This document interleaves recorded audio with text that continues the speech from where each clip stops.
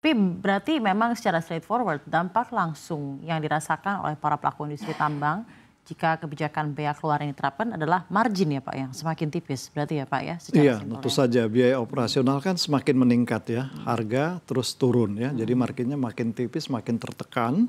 Bagi perusahaan yang skala kecil atau mungkin kalorinya rendah, itu lebih tipis lagi gitu ya, bukan tipis lagi, mungkin udah minus ya. Gitu ya Pak ya. Iya.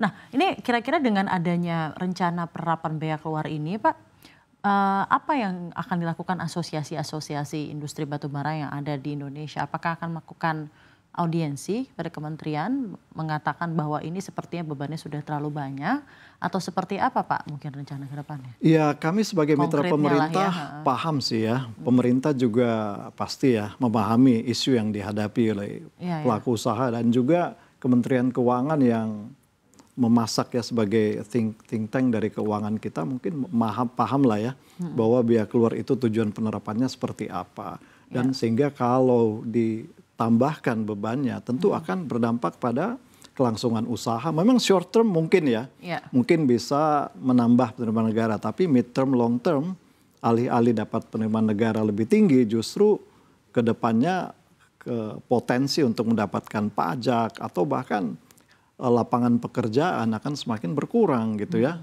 Padahal kan concern kita ini ekonomi harus berputar dan pelaku usaha nih yang menjadi andalan ya untuk di tengah situasi ini. Tapi di sisi lain DHE-nya ditahan gitu ya, beban-bebannya naik, ditambah royalti, apalagi tambah biaya keluar. Wah, kita udah speechless nih.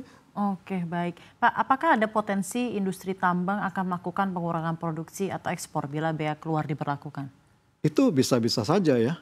Langkah yang paling umum dilakukan oleh perusahaan jika biaya operasional semakin tinggi adalah merubah stripping ratio ya. Berarti cadangan kita akan berdampak dengan cadangan langsung. Itu tentu kita udah rugi dengan cadangan ya.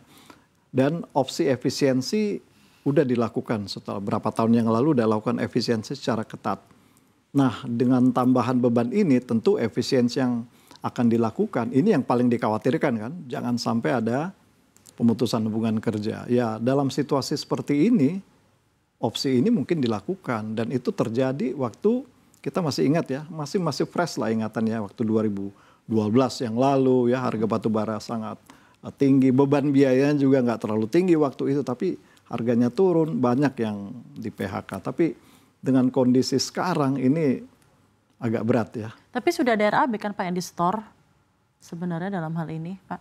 Iya udah ya, udah semua perencanaan sudah diberikan ke pemerintah RKB udah di approve. Tapi kalau kita lihat memang tadi saya belum sempat menyampaikan bahwa warning juga nih karena demand dari impor ya, impor di Tiongkok dan India yang selama ini menjadi andalan kita itu berkurang lumayan drastis ya di tahun ini ya. Dan kondisi oversupply, mereka kapasitas produksinya meningkat, sementara demand-nya memang terus meningkat tapi tidak sebanding dengan supply. Nah ini yang kondisi oversupply ini yang masih terus berlanjut 1-2 tahun ke depan bahkan lebih. Nah itu berarti harga akan terus tertekan. Nah sehingga argumen yang tadi disampaikan pemerintah jika harga tinggi itu rasanya sih. Berarti ya tidak akan diterapkan ya Pak harusnya ya. Kalau misalnya harganya akan tetap berada di level 100-an ya tapi harusnya bea keluar tidak ada dong ya. Menarik. Nah tapi kita balik lagi yang sebenarnya paling hakiki penerapan bea keluar adalah untuk melindungi kepentingan dalam negeri. Maksudnya dalam hal ini supply atau seperti apa Pak? Iya kebutuhan dalam negeri kita tadi batu bara hanya 25% maksimalnya ya.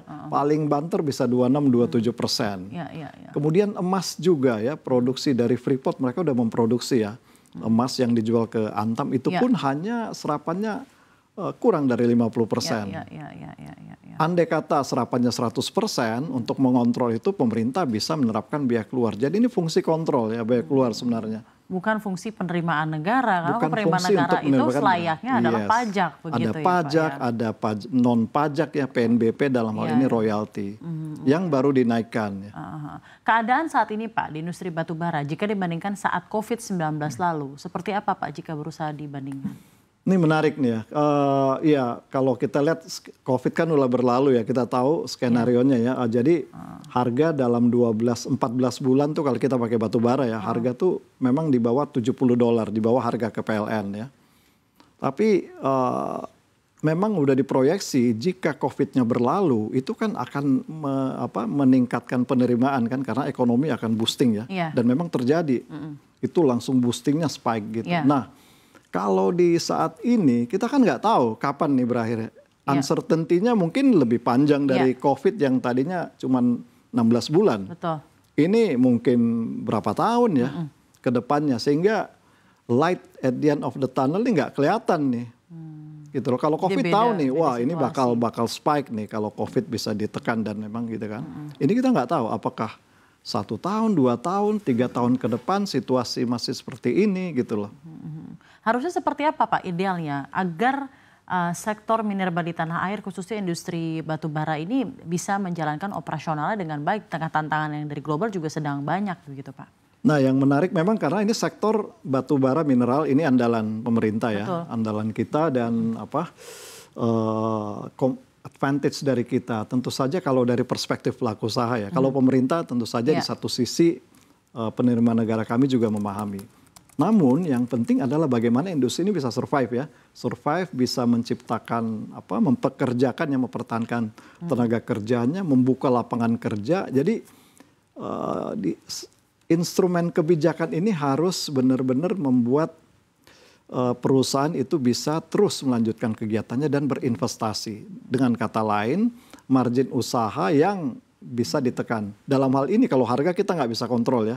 Meskipun Indonesia adalah eksportir terbesar untuk batu bara thermal, tapi kita nggak bisa mengontrol harga.